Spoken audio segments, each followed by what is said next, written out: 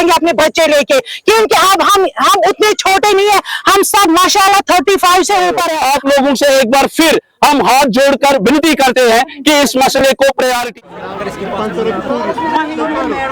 जो दीरीना मांगे हैं वो अभी तक पूरी नहीं हुई हैं। बिल्कुल आपकी वसादत से, आपके माध्यम से मैं उन तमाम आला हुक्मरानों तक ये बात पहुंचाना चाहता हूं जिन्होंने हमारा मुस्तकबिल तारीख बना के रख दिया है।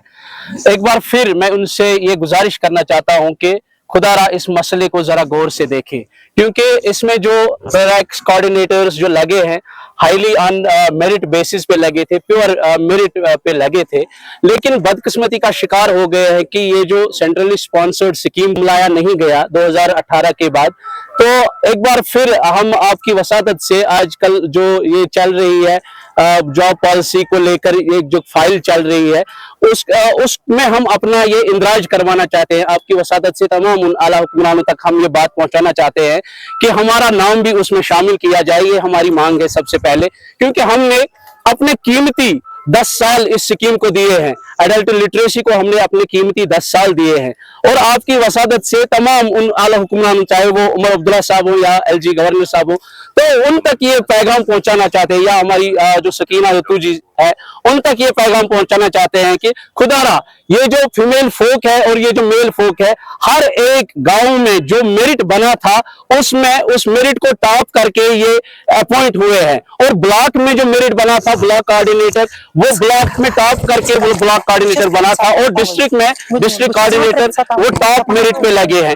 और खुदारा आप उन लोगों का सोचते हो जो लोग किसी के कहने पर कहीं पे किसी महकमे में लगे हैं, किसी ने कागज पे लिख दिया आप रहो उधर डेलीवेजर के तौर पर रहो, उन लोगों का आप लोग सोच रहे हो, लेकिन हमारा नहीं सोच रहे हो जो पूरी तरह से मेरिट बुनियादों पे लगे हैं। हम लिहाजा आप लोगों के वसादत से, आप लोगों के माध्यम से उन तक मैं ये पैगाम पहुंचाना चाहता हूं कि खुदारा इस मसले को जरा गौर से देखिए, जरा गफलत की नींद से जागिए। उन लोगों का मसला तो आप हल करने जा रहे हो जो लोग किसी के कहने पर, किसी ने पर्ची पे लिख कर दिया कि आप रहो, आप डेलीवेजर हो गए, आप कैजुअल लेबर हो गए, लेकिन जिनके लिए बाज़ाब्ता एक मेरिट बना, ब्लॉक लेवल पे मेरिट बना, डिस्ट्रिक्ट लेवल पे मेरिट बना और पंचायत लेवल पे मेरिट बना, उन लोगों का आप लोग नहीं सोच रहे हो। आप लोगों से एक बार फिर हम हाथ जोड़कर विनती करते हैं कि इस मसले को प्रायोरिटी पे रखिए। एक्चुअली 2012 में सिलेक्ट हो गए एज मेरिट बेस पे।